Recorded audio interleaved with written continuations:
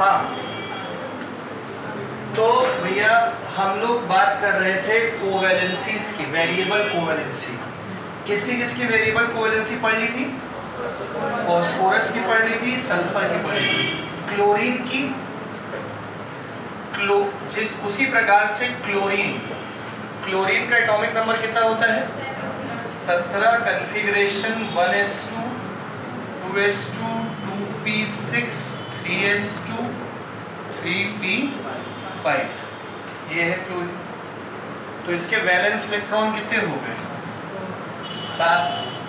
तो ground state पे chlorine में 3s में 2 इलेक्ट्रॉन, 3p में कितने इलेक्ट्रॉन? 5।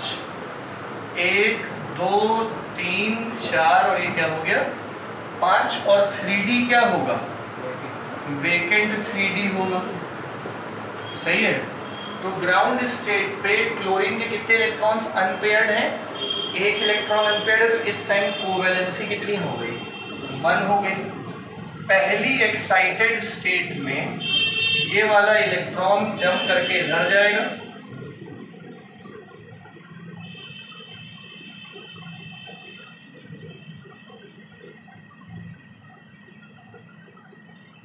ये इलेक्ट्रॉन जंप करके यहाँ आ गया। सही है। तो इस टाइम पे कोवैलेंसी कितनी हो गई? 1 2 3 कोवैलेंसी हो गई। इसी प्रकार से सेकेंड एक्साइटेड स्टेट में ये इधर आ गया,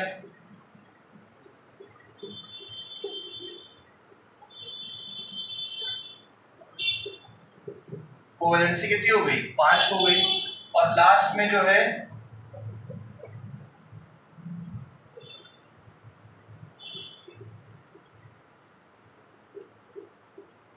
ये उधर चला जाएगा, कोवैलेंसी कितनी हो गई? 7। तो कोवैलेंसीज है क्लोरीन की 1 3 5 और 7, और 7 जो है वो मैक्सिमम कोवैलेंसी है।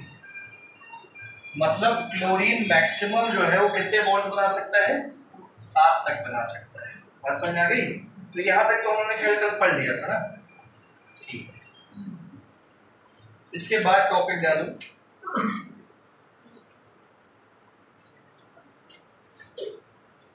कहाँ बेटा बाकी दोनों? नहीं आएंगे आज भी? कहाँ चले गए? कुछ है क्या? कहीं गए हैं क्या?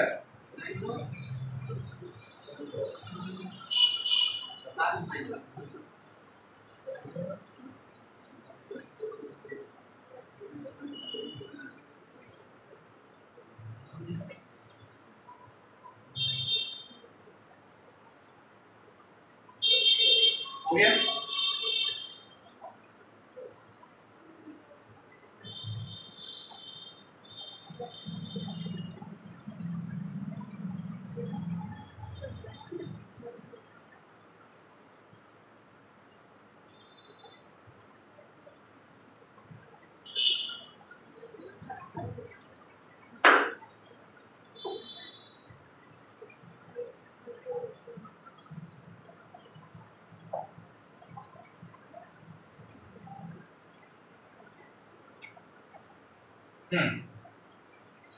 हो गया?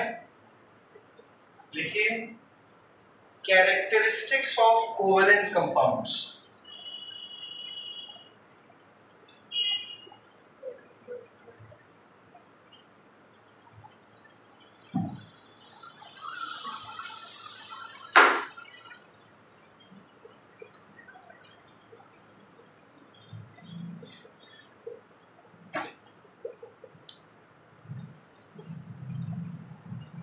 कैरेक्टरिस्टिक्स तो आप लोग को मेरे ख्याल में पता ही है।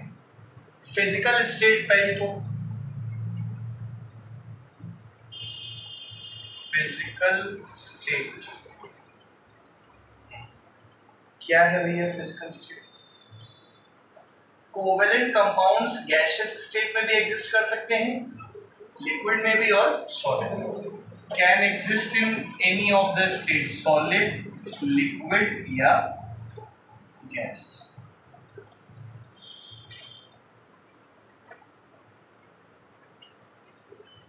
ठीक है, कहाँ भैया कहाँ थे?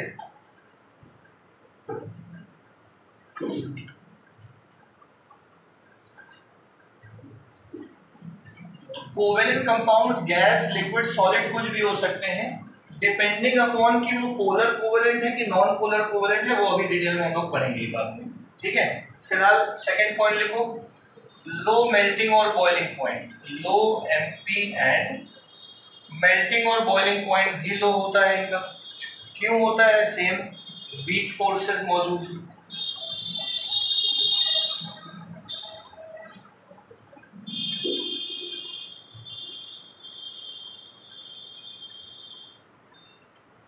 सॉल्युबिलिटी,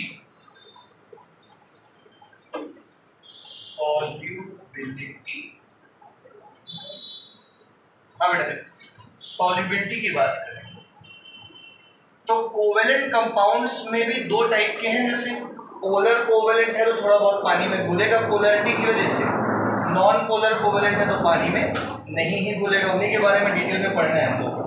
तो कुछ ऐसे हैं जो घुलते हैं और मोस्टली ऐसे हैं जो नहीं घुलते। तो लिखो लेस सॉल्युबल इन वाटर या insoluble in, generally insoluble in water. Covalent compounds are generally insoluble in water. ठीक है, अब भाई इनमें आयंस तो होंगे नहीं, जो कोवेलेंट कंपाउंड्स हैं उनमें फ्री आयंस तो होते नहीं हैं most of the covalent compounds में, इसलिए ये बैड कंडक्टर ऑफ इलेक्ट्रिसिटी। ठीक है, तो ये सब चीजें हैं।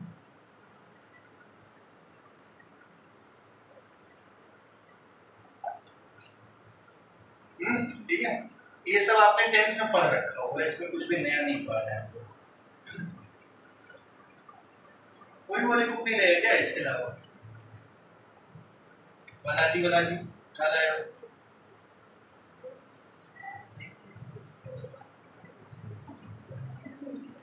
ठीक,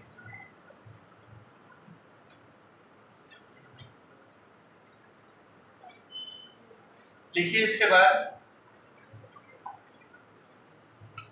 parameters of covalent bond, parameters of covalent bond.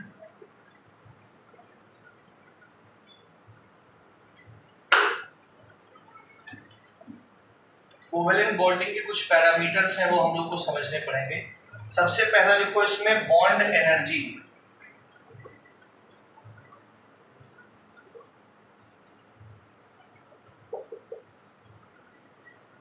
ठीक है, पहला लिखिए बॉन्ड एनर्जी।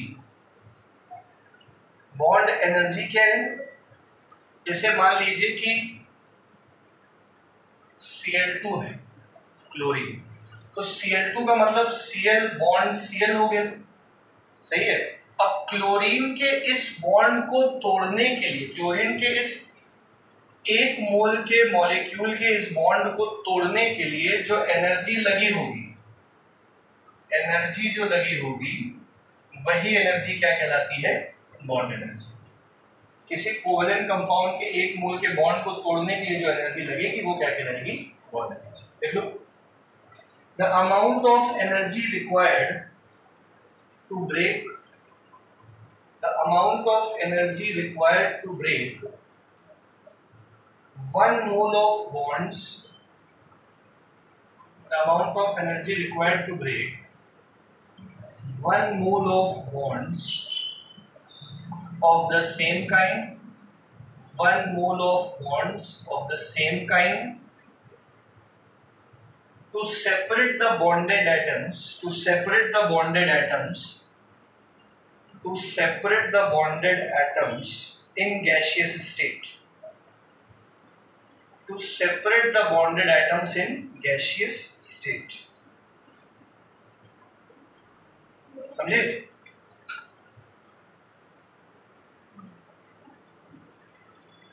बॉन्डेड एटम्स को गैसियस स्टेट में तोड़ने के लिए जो एनर्जी लगेगी एक मोल पे, वो कौन सी एनर्जी कहलाएगी? Bond energy. अब ये बॉन्ड एनर्जी कब ज्यादा लगेगी, कब कम लगेगी, मतलब फैक्टर्स लिखिए। Factors affecting bond energy.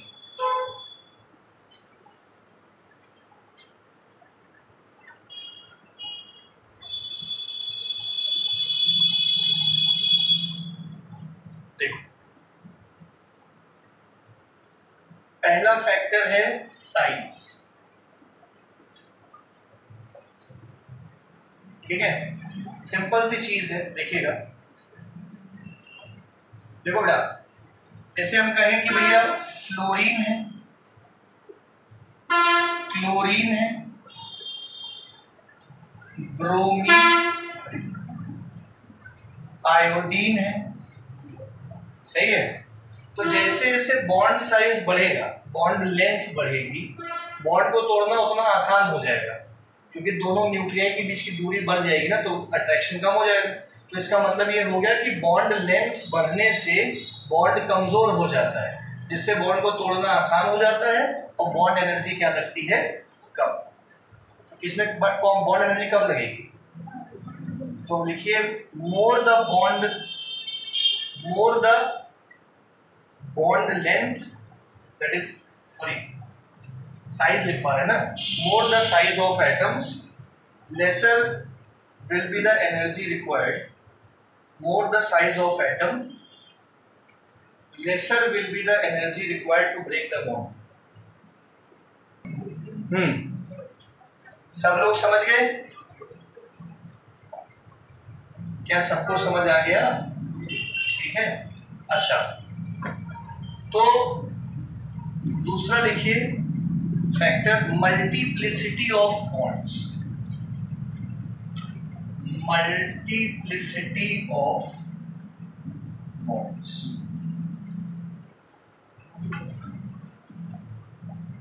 एक तो बॉन्ड साइज हो गया, बॉन्ड साइज बढ़ेगा, तोड़ना आसान, बॉन्ड एनर्जी कम लगेगी। एक होता है मल्टीप्लिसिटी ऑफ बॉन्ड्स, जैसे कार्बन और कार्बन के बीच में सिंगल कोवेलेंट बॉन्ड है ना, तो सिंगल कोवेलेंट बॉन्ड की लेंथ ज्यादा होती है as compare to double covalent bond की लेंथ क्या होती है, कम हो जाती है, और ट्रिपल कोवेलेंट बॉन्ड की लेंथ क्या हो जाती है, और कम हो जाती है।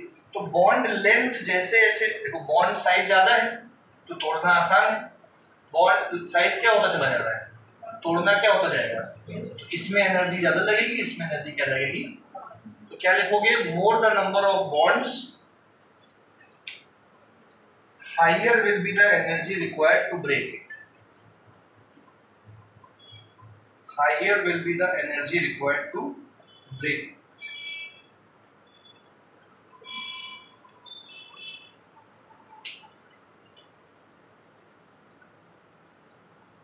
बॉन्ड ज्यादा, एनर्जी ज्यादा, सही है। तो अच्छा, बॉन्ड एनर्जी को बॉन्ड डिसोसिएशन एनर्जी भी कभी कभी कहा जाएगा, बॉन्ड तोड़ने की एनर्जी, तो उस हिसाब से समझ लीजिएगा, देख लीजिएगा। आ गया समझ में? दूसरा पैरामीटर लिखो, एक तो हो गया बॉन्ड एनर्जी, दूसरा लिखिए बॉन्ड लेंथ।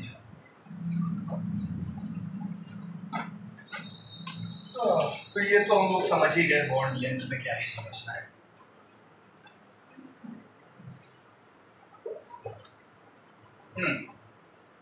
बॉन्ड लेंथ देखो भैया, ये दोनों एटम्स के सेम टाइप या डिफरेंट टाइप के एटम्स के बीच के सेंटर के न्यूक्लियाई की दूरी, न्यूक्लियाई के सेंटर की दूरी को क्या कहते हैं, बॉन्ड लेंथ। दो एटम्स के न्यूक्लियाई के सेंटर की दूरी को क्या कहा जाता है, बॉन्ड लेंथ। आगे आपको समझ में? देखिए, the average distance between the centres of nuclei of, the average distance between the centers of nuclei of, the average distance between the centers of nuclei of two bonded atoms in a molecule, the average distance between the centers of nuclei of two bonded atoms in a molecule।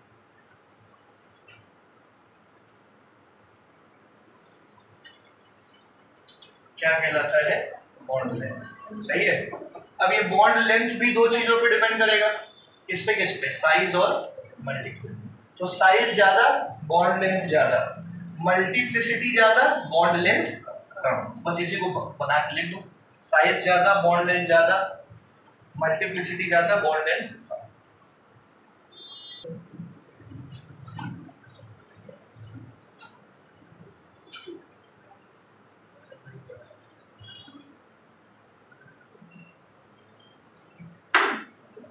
Clear हो गया? इसके बाद लिखो bond angle. Bond angle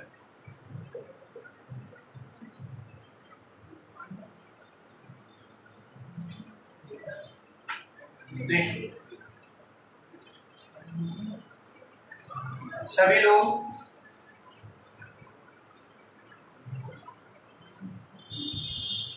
bond angle का क्या मतलब है? बहुत सिंपल सी चीज है। देखो बेटा, जैसे आप लोग को बताएं, अभी हम लोग आगे चल के H2O का मॉलिक्यूल पढ़ेंगे। तो H2O का मॉलिक्यूल का जब स्ट्रक्चर पढ़ेंगे हम लोग, तो जैसे ऑक्सीजन है मान लो, ठीक है, तो ऑक्सीजन के वैलेंस इलेक्ट्रॉन कितने होते हैं? 6। 1 2 3 4 5 6।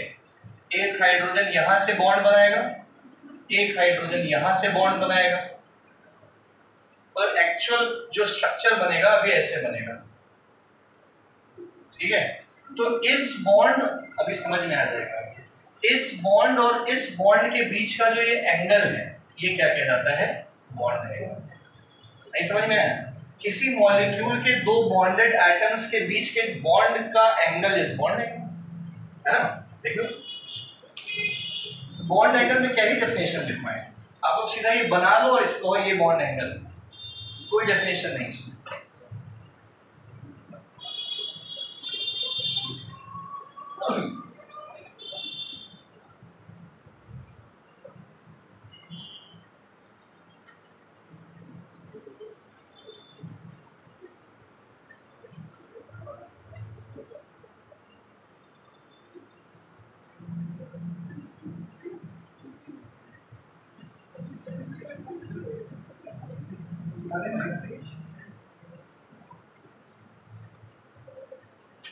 ठीक है,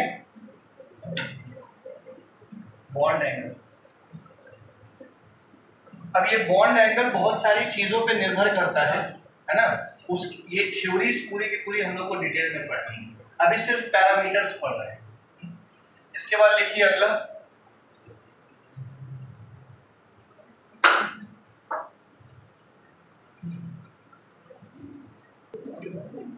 ठीक है, चलो जो है लिखो बेटा, सब लोग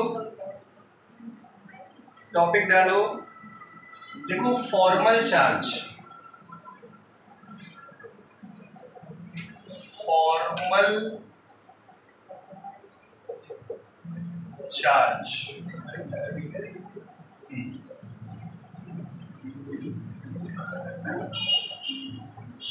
फॉर्मल चार्ज किसी भी एटम पे कैसे निकालना है, क्या निकालना है, ध्यान लीजिएगा। फॉर्मल चार्ज क्या है? ठीक है, इसके लिए एक फॉर्मूला है, वो आपको दिमाग में रखना पड़ेगा।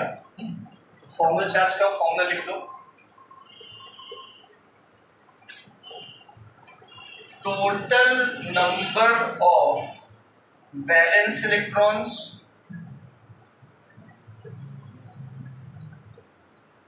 Minus total number of lone pair of electrons minus half total number of shared pairs.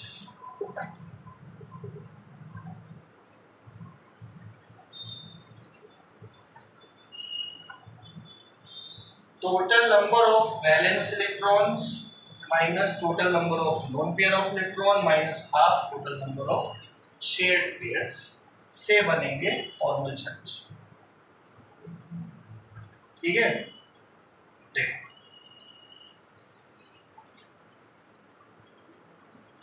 Example के तौर पे आपको समझाते हैं।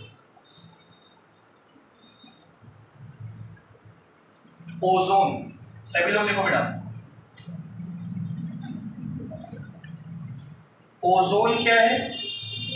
O3। तो O3 का पहले स्ट्रक्चर समझ लेते हैं, ध्यान दीजिएगा। ओजोन का स्ट्रक्चर, ऑक्सीजन का एटॉमिक नंबर कितना होता है? 8, बैलेंस इलेक्ट्रॉन क्या हो गए? 6। तो 1 2 3 4 5 और ये क्या हो गया? 6। अब एक और ऑक्सीजन ले लूं, 1 2 3 4 5 6, सही है। तो अगर केवल O2 का स्ट्रक्चर बनाना हो तो ये वाला भाई 6 वैलेंस इलेक्ट्रॉन है, 6 वैलेंस इलेक्ट्रॉन है, इसको 2 चाहिए, इसको भी 2 चाहिए, तो ये दोनों आपस में क्या कर लेते हैं? शेयर करके O2 मॉलिक्यूल बन गया, सही है। अब एक और ऑक्सीजन, कितने वैलेंस इलेक्ट्रॉन? 1 2 3 4 5 6 वैलेंस इलेक्ट्रॉन, सही है।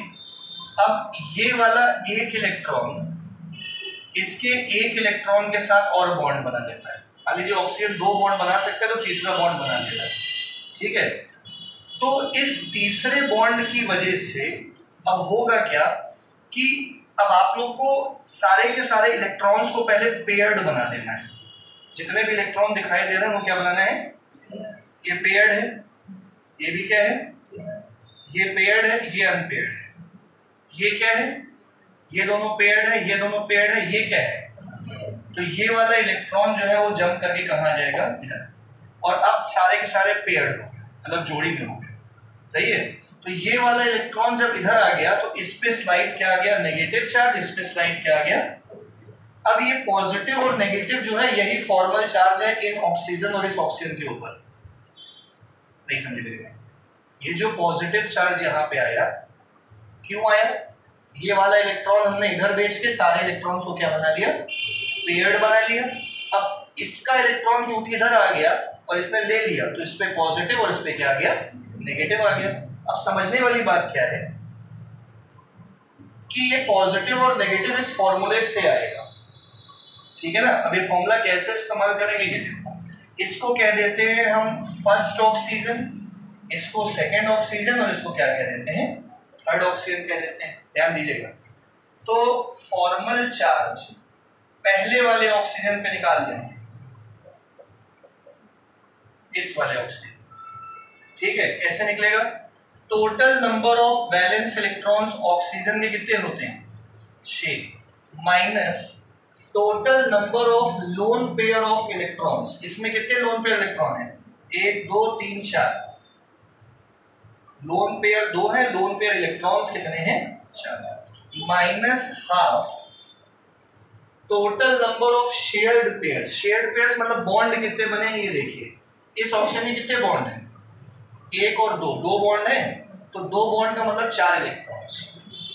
2 बॉन्ड का मतलब 4 इलेक्ट्रॉन्स। नहीं समझ में आया? तो 6 माइनस 4 हुआ 2, 2 माइनस 2 कितना आ गया? तो इस वाले ऑक्सीजन पे तो कोई चार्ज नहीं, कोई फॉर्मल चार्ज नहीं, ठीक है। अब जरा दूसरे वाले पे निकाल के देखो, फॉर्मल चार्ज दूसरे वाले ऑक्सीजन। फॉर्मूला क्या? Total number of valence electron कितने हैं? 6 minus total number of lone pair of electron, इसमें कितने हैं? 2 माइनस हाफ, इसने कितने बॉन्ड बना रखे हैं? 3, 1 2 3, मतलब इलेक्ट्रॉन कितने होंगे? 6। तो 4 माइनस 3 कितना आ गया? 1। तो इस पे फॉर्मल चार्ज आ गया प्लस, सही। इसी प्रकार फॉर्मल चार्ज ऑन O3 निकाल लो, ये थर्ड वाला oxygen. Total number of valence electron तो 6 माइनस लोन पेयर कितने हैं? 1 2 3 4 5 6 माइनस हाफ, इसने कितने बॉन्ड बना रखा है? 1। तो इलेक्ट्रॉन्स कितने होंगे? 1 बॉन्ड 2 इलेक्ट्रॉन, तो 6 माइनस 6 कट गया, क्या बचा? नहीं समझ में आया? तो फॉर्मल चार्ज हम लोग को तब निकालना आना चाहिए जब हम लोग पहले ये स्ट्रक्चर बना लेंगे। इसको लुईस स्ट्रक्चर कहते हैं, वो भी समझाएंगे। लिख लो।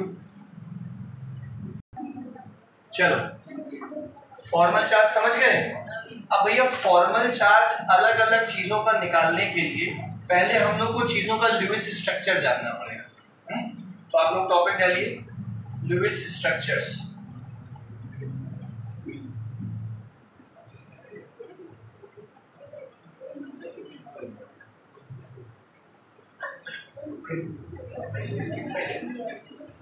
LEWIS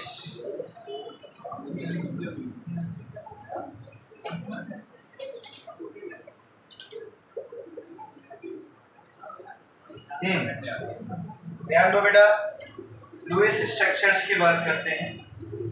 जैसे पहले तो सिंपल साधारण वाले समझ लो कि जैसे हमने कहा आपसे CH3 CH2 CH3 प्रोपेन है ना, प्रोपेन का लुईस स्ट्रक्चर बनाना है, बना ही लोगे। कार्बन कार्बन कार्बन, कितने हाइड्रोजन इस कार्बन में? 3 हाइड्रोजन, इसमें 2, इसमें 3। अब कार्बन में कितने वैलेंस इलेक्ट्रॉन होते हैं? 4। तो 1 2 3 4, 1 2 3 4, 1 2 3। हाइड्रोजन के वैलेंस इलेक्ट्रॉन क्या होते हैं? 1।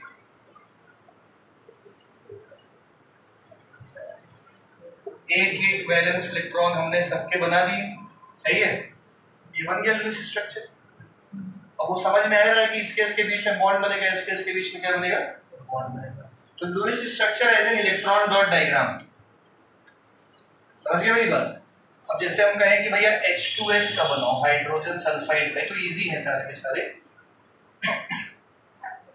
तो पहले इन दोनों में से एक सेंट्रल एटम लोगे, S सेंट्रल एटम। अब सेंट्रल एटम S लेने के बाद इसी के हिसाब से हाइड्रोजन को हम लोग अरेंज करेंगे। तो सल्फर जो है उसका एटॉमिक नंबर 16, कॉन्फ़िगरेशन क्या हो जाएगा? वो 6 वैलेंस। तो 6 वैलेंस इलेक्ट्रॉन बना दो, 1 2 3 4 5 6। यहाँ से हाइड्रोजन, यहाँ से हाइड्रोजन, ये बन गया लुईस स्ट्रक्चर। तो ये सब तो बेसिक लुईस स्ट्रक्चर्स है ना, बनाने की जरूरत है क्या?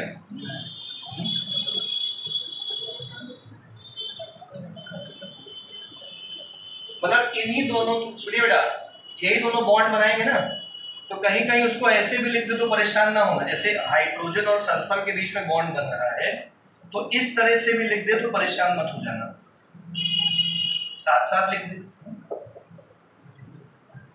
आगे समझ में?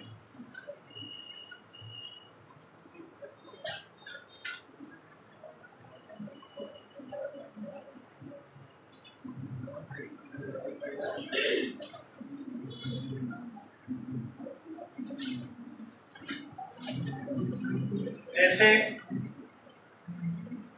हटाएं।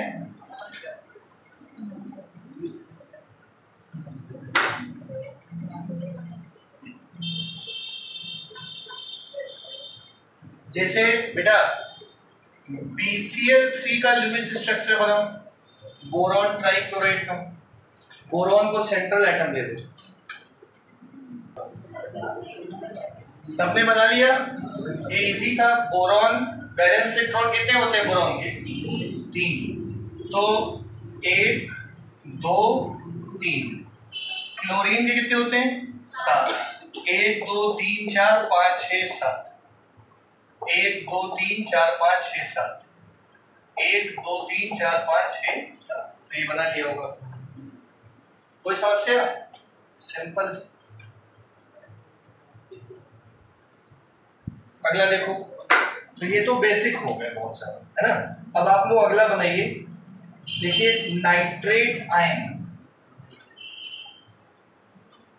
NO3- नाइट्रेट आयन का कैसे बनाओगे? इसमें नाइट्रोजन को जो है आप लोग क्या ले लेना? सेंट्रल एटम ले लेना। अंशु बना लोगे? बताओ बेटा। अरे समझा दो ना,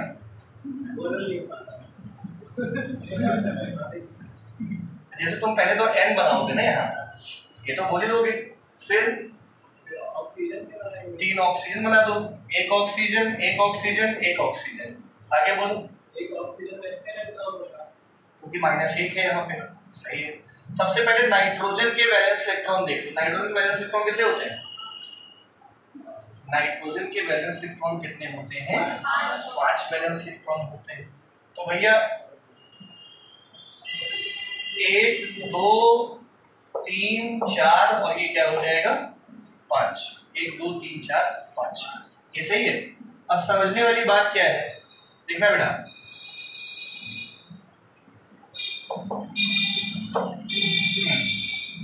तो नाइट्रोजन ऑक्सीजन ऑक्सीजन आपके तो विचार हो गए ना। एक और कर। अब देखो इधर सब लोग ध्यान दो। ऑक्सीजन के वैलेंस इलेक्ट्रॉन कितने होंगे? 6।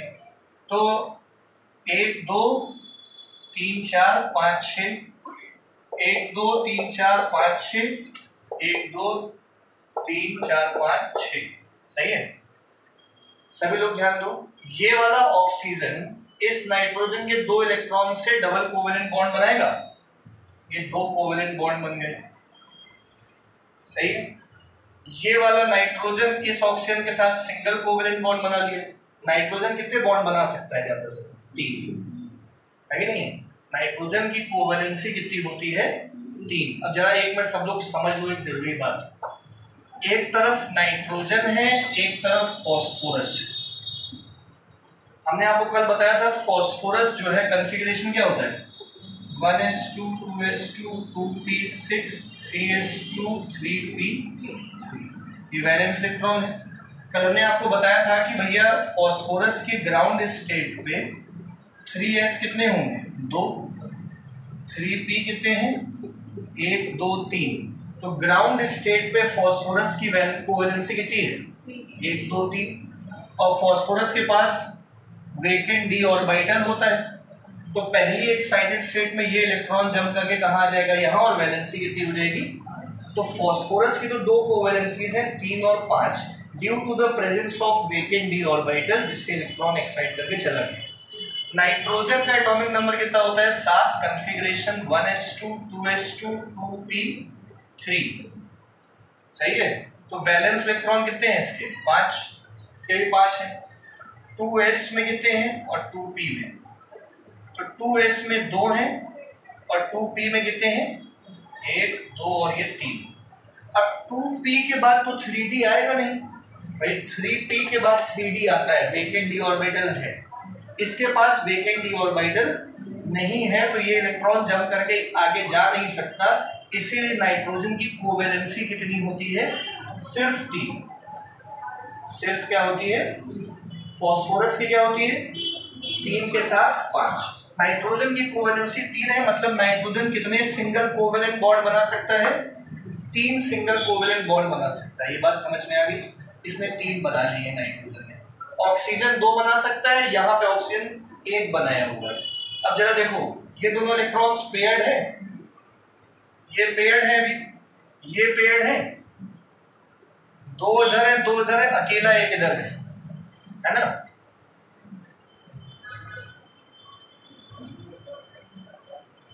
सही है। एक अकेला यहाँ बैठा हुआ है।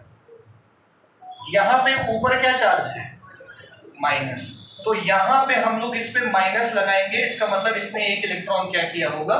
एक्सेप्ट किया होगा। कहां से एक्सेप्ट किया होगा? ये जो एक इलेक्ट्रॉन यहाँ पे बैठा हुआ है, यहाँ पे आ गया है, ये कहां से आया होगा? इसके पीछे की बात समझ लीजिएगा। कहीं से तो, और इधर कहीं से तो आया नहीं है इलेक्ट्रॉन।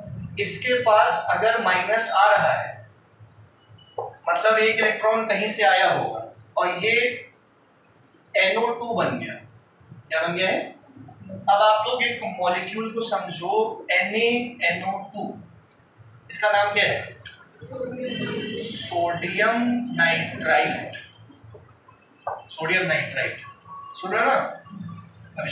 तो सोडियम के पास आउटर मोस्ट शेल में एक इलेक्ट्रॉन रहा होगा, उसने अपना ये एक इलेक्ट्रॉन लूज किया होगा और सोडियम प्लस बना होगा। NO2 ने वही इलेक्ट्रॉन गेन करके NO2 के ऊपर जो माइनस आया है वही ये वाला माइनस ही यहाँ पे है। बात समझ में आ रही है? जिसकी वजह से इसके ऊपर माइनस आ गया और एक एक्स्ट्रा इलेक्ट्रॉन आ गया। अब क्या तीनों की तीनों पेयर्ड लोन पेयर्स हैं? ये भी और ये भी क्या हो गए? अब ये बन गया NO2 का लुईस स्ट्रक्चर। इसका बना है NO2 का लुईस स्ट्रक्चर बन गया। अब नाइट्रोजन तो 3 ही कोवेलेंट बॉन्ड बना सकता है, कृपया सुनिएगा बेटा, तो 3 तो बना चुका है। ऑक्सीजन 2 बना सकता है, तो 2 बनाया है और कोई चार्ज भी नहीं है। ऑक्सीजन 2 बना सकता है लेकिन 1 ही बनाया, मतलब इस पे फॉर्मल चार्ज कितना आ गया, 1 का फॉर्मल चार्ज आ गया। ये वाला ऑक्सीजन अब क्या करेगा, अब आपने क्लास 10th में याद करो पढ़ा होगा, लोन पेयर के डोनेशन से कोऑर्डिनेट कोवेलेंट बॉन्ड बनता है, पूरा टॉपिक है इस बात की।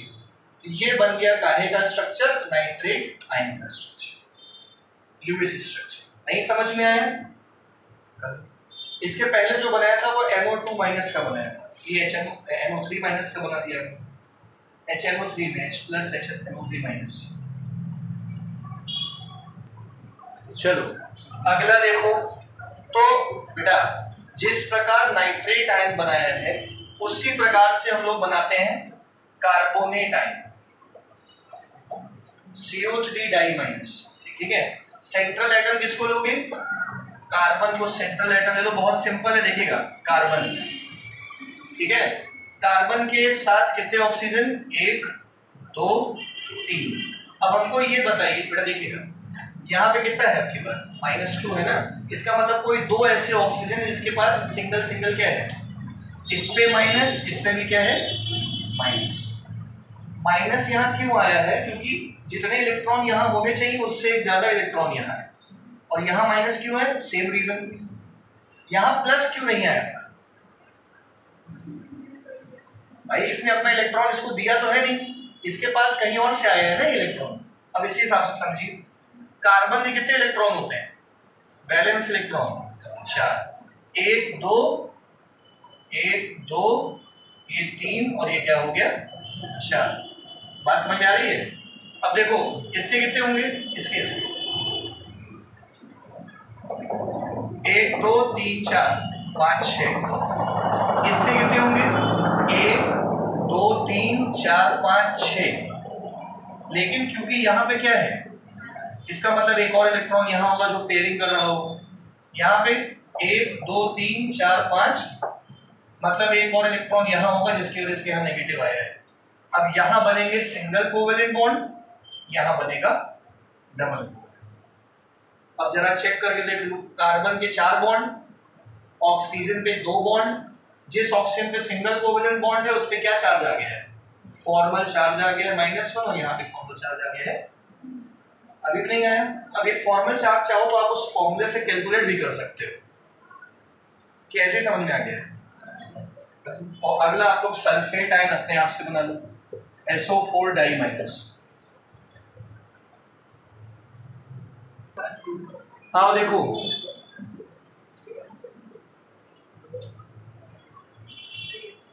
हाँ बेटा, SO4 डाई माइनस का कैसे बनाओगे। अब हमको ये बताओ, कल हमने आपको बताया था सल्फर की वेरिएबल कोवेलेंसीज कौन कौन सी, 2 4 6, एक ही ना।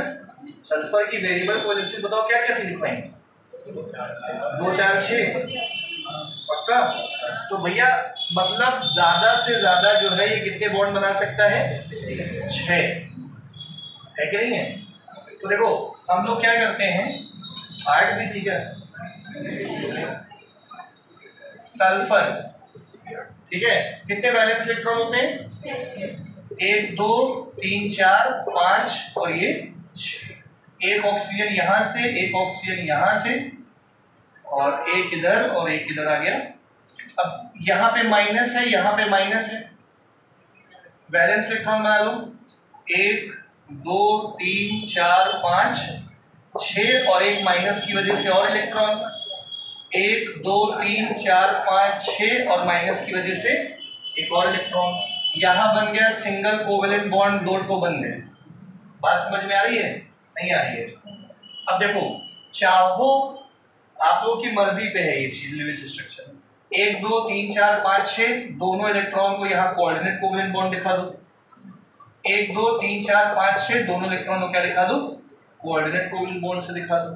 या आप लोग चाहो तो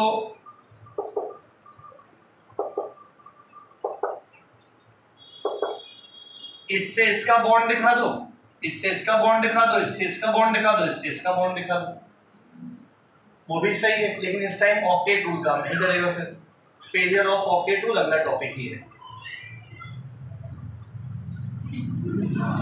ये समझ में आया? हेलो,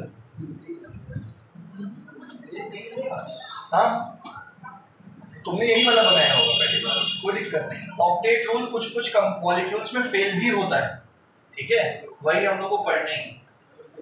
फिलहाल तो हमको ये बताओ, लुईस स्ट्रक्चर समझ आया? पक्का आ गया? कोई भी दे बना लोगे? एक और बना लो फिर, और क्या। चलो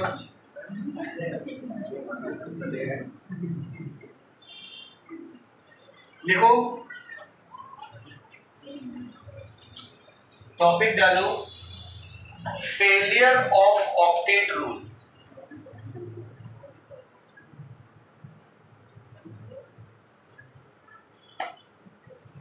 फेलियर ऑफ ऑक्टेट रूल। देखो जैसे अभी हम लोगों ने, बेटा ध्यान देना, अभी हम लोगों ने कार्बोनेट आयन बनाया था,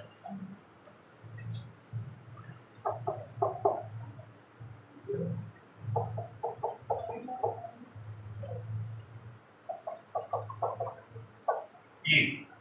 अब जरा अगर ध्यान दो आप लोग, तो कार्बोनेट आयन में इस कार्बन में कितने बॉन्ड हैं? 1 2 3 4 बॉन्ड है। हर बॉन्ड का मतलब कितने इलेक्ट्रॉन? तो 4 बॉन्ड मतलब कितने इलेक्ट्रॉन? 8 इलेक्ट्रॉन। इस कार्बन में 8 इलेक्ट्रॉन है, मतलब ऑक्टेट रूल फॉलो कर रहा है। इसमें देखो ऑक्सीजन में है 8 इलेक्ट्रॉन, 1 2 3 4 तो लोन पेयर से बन गए, और 2 बॉन्ड है मतलब 4 ये है। 4 और 4 टोटल कितने इलेक्ट्रॉन हो गए? इसमें देखो 2 2 4 2 6 2 8 8 है। इसमें देखो 2 2 4 2 6 2 8, इसमें भी है। तो फिलहाल कार्बोनेट का जो आयन है वो तो ऑक्टेट रूल फॉलो कर रहा है, बात समझ में आ गई।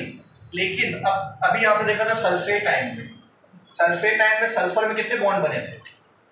सल्फेट आयन में सल्फर में 1 2 3 4 5 6 बॉन्ड बन गए। 6 बॉन्ड मतलब कितने इलेक्ट्रॉन? 12 इलेक्ट्रॉन। तो वहां ऑक्टेट रूल क्या हो गया था?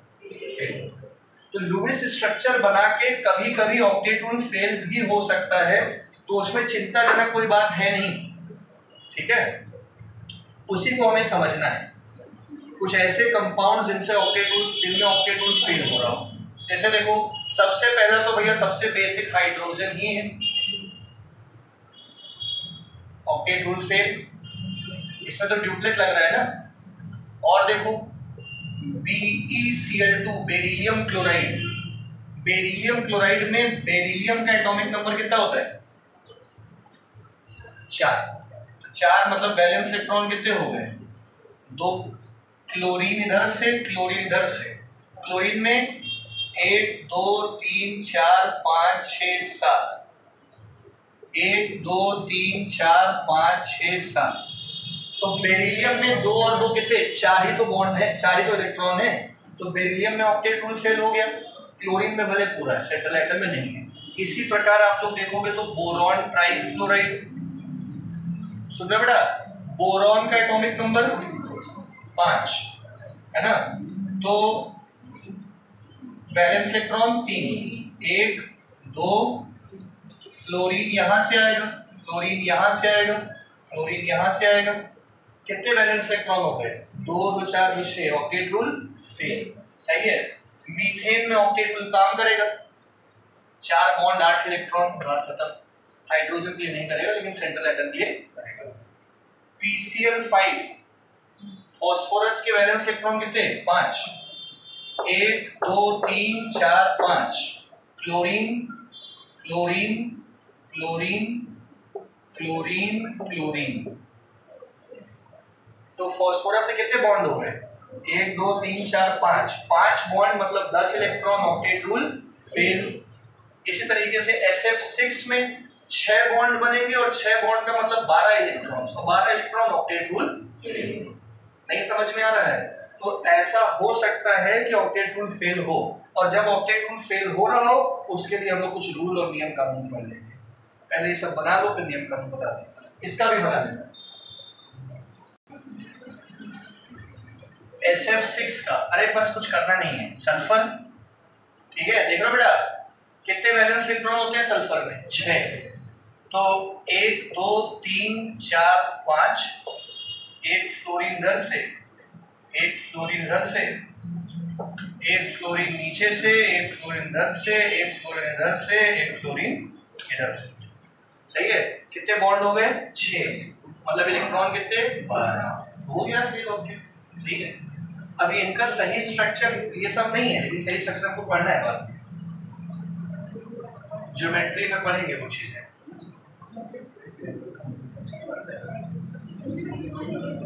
चलो टॉपिक डालो बेटा, ये समझ आ रहा है। टॉपिक हम लोग ने डाला क्या था, फेलियर ऑफ ऑक्टेट कि ऑक्टेट रूल। ठीक है, अब इसके अंदर लिखो एक्सप्लेनेशन ऑफ द फेलियर।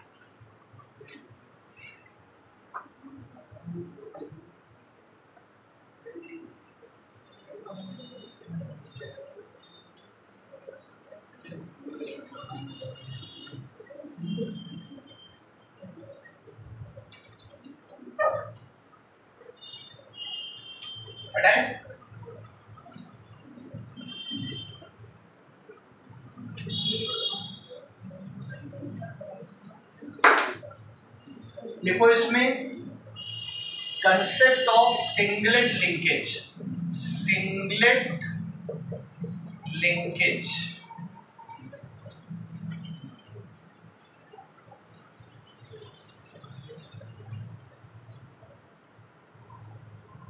देखो सिंगलेट लिंकेज क्या है भाई। सिंगलेट बहुत ज्यादा इंपॉर्टेंट चीजें नहीं है, लेकिन फिर भी समझ लो एक बार, हम समझा प्रियांशु बता सकते हो।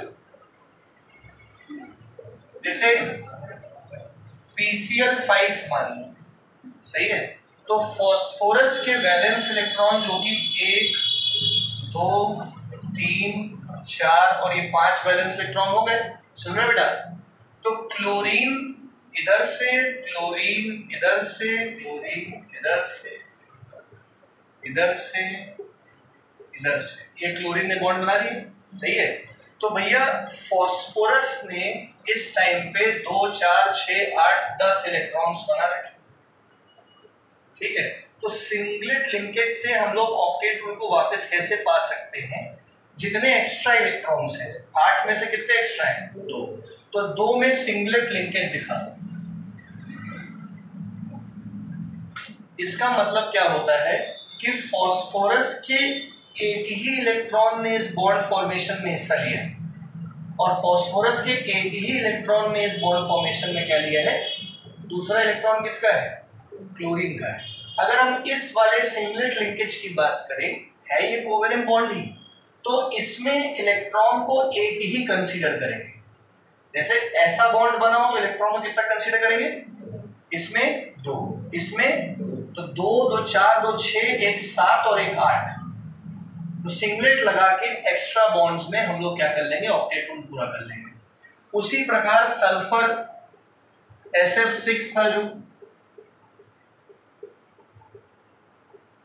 ये, अब इसमें बताओ कितने बैलेंस इलेक्ट्रॉन, 2 4 6 8 10 12, 12 इलेक्ट्रॉन्स हैं, कितने ज्यादा हैं, ऑक्टेट रूल से 4 ज्यादा है, तो 4 सिंगलेट लगा दीजिए,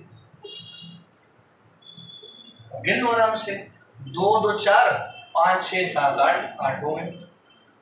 नहीं समझ में आया, सिंगलेट लगा के आप ऑक्टेट रूल समझा सकते हो, बाकी इसका कोई काम नहीं कहीं बना।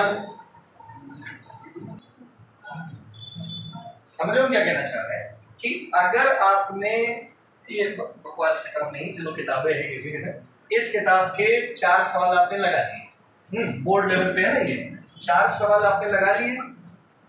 अब आपको लगा अरे यार मैंने क्या तीर मार दिया आज, तो मजा आ गई। 4 सवाल सबसे वाहियात सवाल जो किसी से लग जाएंगे अगर वो अच्छे से पढ़ ले तो, है ना, वो आपने लगा लिए। अब आपको अंदर से एकदम खुशी सुख है। लेकिन अब आपने देखा कि यार उस किताब के सवाल जो HCV के सवाल लगा लिए, या RD ऑब्जेक्टिव के सिंगेज के लगा लिए, या कोई अच्छी किताब के लगाए, और पहला ही सवाल देखा तो डर गए, फिर आपको लगा, जो नॉर्मल बच्चा करता है, आपको लगा यार उन्हीं 4 सवालों पे हम स्टिक करते हैं, अच्छे नंबर आ जाएंगे बोर्ड एग्जाम में, हम पार हो जाएंगे। लेकिन जब आप बोर्ड एग्जाम के बाद आगे का सोचेंगे तो आपको लगेगा अरे यार बहुत बड़ी गलती हो गई मुझसे। क्योंकि जब आप एग्जाम देने बैठोगे, कॉम्पिटिटिव लेवल पे एग्जाम देने बैठोगे, तो आपको रियलाइज होगा कि काश मैंने वो सिंगेज का एक क्वेश्चन पहला वाला सॉल्व करने की कोशिश की होती। वो 4 के चक्कर में हम अपने आप को इतना डाउनग्रेड करते चले गए, कभी हमने अच्छा करने की कोशिश ही नहीं की। और मोस्टली 90% बच्चा जो 11th क्लास में ये 4 रखता है कि वो IITian बनेगा, मेडिकल कॉलेज में एडमिशन लेगा, गवर्नमेंट कॉलेज में नीट क्लियर करके, 90% बच्चे की उम्मीद 3-4 महीने में खत्म हो जाती है मन में ही। लेकिन जिनकी उम्मीद बनी रहती है वही तो आगे जाके काम करेंगे। नहीं समझ पाए? तो ये सीधा सा बात है, सीधी सी बात है। आपके सामने एक प्रॉब्लम आई, मैंने कल उसमें लिखा भी था, आपके सामने एक प्रॉब्लम आई, आपने उसको सॉल्व करने की कोशिश की, वो नहीं हुई अलग बात है, फिर कोशिश करो, नहीं आएगी तो किसी की मदद लो। अब वो प्रॉब्लम आपके सामने आई और आपने रास्ता बदल लिया। प्रॉब्लम से दूर भागना भविष्य की बहुत बड़ी प्रॉब्लम है। बात समझ में आ रही मैं क्या कह रहा हूँ? आज प्रॉब्लम से दूर भागोगे, जो कि कई बच्चे भागते हैं, 90% बच्चा जो है कठिन सवाल देखते ही उससे दूर हट के वो 4 आसान सवाल लगाने भागता है। ये तो मुझसे हो ही रहा है, 90% बोर्ड में आ ही जाएंगे, फिर देखते हैं दुकान खोलने की क्या करना है या कुछ कर लेना है, जो भी करना है। लेकिन आप लोग उस 4 सवाल के आगे एक बढ़िया सवाल लगाने का ट्राई नहीं करते। मतलब उन बच्चों की बात कर रहा हूँ जो हार मान जाते हैं, वो सबसे बड़ी गलती। आप प्रॉब्लम देख के प्रॉब्लम सॉल्व ना करने के चक्कर में उससे दूर भाग लिए, वो सबसे बड़ी प्रॉब्लम जिंदगी आपकी, वो क्या कहते हैं उसको, वही कह लो, बर्बाद कर देगी। नहीं समझ में आ रहा है क्या कह रहा हूँ? बहुत क्लियर चीज है, अपने दिमाग में बिठा लो कि अगर आपसे सवाल नहीं हो रहा है इसका मतलब वो उस लायक है सवाल कि आप उसमें मेहनत करो, और अगर वो आपसे हो ही गया तो सवाल थोड़ी था। अब धीमे धीमे आपको फिर समझ में आएगा कि भाई आपने न्यूटन के क्वेश्चन लगा दिए फिजिक्स के, फिर आपने HCD के लगा लिए, तो आपको लगेगा न्यूटन के सवाल कोई सवाल थे। फिर आपने जब HCD के सवाल लगाए और लग गए, अगर मान लो मेहनत के बाद लग जाते हैं, फिर आप इरोडोव पे आओगे। अगर HCD के सवाल लग गए और इरोडोव लगाने बैठो तो इरोडोव में आपकी दग जाएगी, फिर लगेगा यार HCD के सवाल कितने आसान थे। लेकिन अगर आपने कभी HCD ट्राई ही नहीं की तो आपको न्यूटन का सवाल भी एक समय बाद कठिन लगेगा। समझ आ रही है? तो स्टेप बाय स्टेप ही आगे बढ़िए, आपको निचला स्टेप बहुत नीचे लगेगा, लेकिन अगर रास्ते में ही हार मान गए, वो देखते ही ऊपर कि भैया बहुत ऊपर जाना है, हमसे ना हो पाए, क्या होगा? और कई बच्चों के साथ ऐसा होता है। 18 इस साल का कोटा का सुसाइड टैली 18 पहुंच गया, नहीं समझे? 18 पहुंच गए इस साल, जितने भी है 17-18 बच्चे नीट और जेई की तैयारी करते करते सुसाइड कर लिए।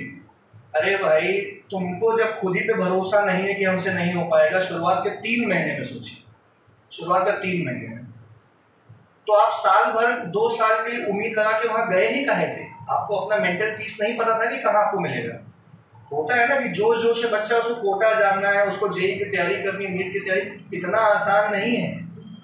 2 साल लगातार कंसिस्टेंटली मेहनत करनी पड़ती है, तब जाके क्वेश्चंस होते हैं, जेई के सवाल होते हैं। ये जो दिल 10th का है, ये दिल बहुत लेयरों में अभी घुसेगा, आपके अंदर तक आपको चूस लेगा, जिंदगी आपकी सत्यानाश कर देगा, तब जाके आप नीट में एडमिशन, मेडिकल कॉलेज में एडमिशन पाओगे। जब जिंदगी सत्यानाश होने लग जाए तब समझ जाना कि तुम पढ़ने लगे हो। ऐसा कुछ होता है अभी अंदर से, ऐसा महसूस होता है कि आप दुनिया से कटने लगे हो। अगर होता है तो समझ जाना कि आप तैयारी कर रहे हो। अगर जिंदगी में मौज चल रही है तो घंटा आप कुछ नहीं पढ़ रहे हो। होता है कि नहीं होता है? तो अगर कठिन लगने लग जाए चीजें या चीजें समझ ना आए तो पहले तो हमसे पूछिए क्या किया जाए, है ना? और अगर फिर भी ना हो पाए तो आप मेहनत नहीं कर रहे, और आप मेहनत नहीं कर रहे तो आप आसान रास्ते की तरफ जाएंगे, और आसान रास्ता आसान है, वो आपको खुश रखेगा लेकिन लंबे समय के लिए नहीं। एक समय बाद वो रास्ता जो है आपको जो है वापस वहीं ले आएगा जहां शुरू किए थे, धरातल पे आ जाएगा। ठीक है? तो आसान है तो मतलब आप सही रास्ते पे नहीं, और अगर कठिन लग रहा है है ना। तो उसको सॉल्व करने का प्रयास करो, और सॉल्व नहीं हो रहा है मतलब मेहनत नहीं कर रहा है। काहे नहीं सॉल्व होगा भाई, क्वेश्चन ही तो है ना। ये दिल का मतलब समझे ना क्या कह रहे हैं कि 10वीं का दिल है बहुत आसान, वाहियात क्या ही था 10वीं, अब समझ आ रहा होगा। 3 महीने में पूरी 10वीं पढ़ाई करा दी इसने। ठीक बात है। चलो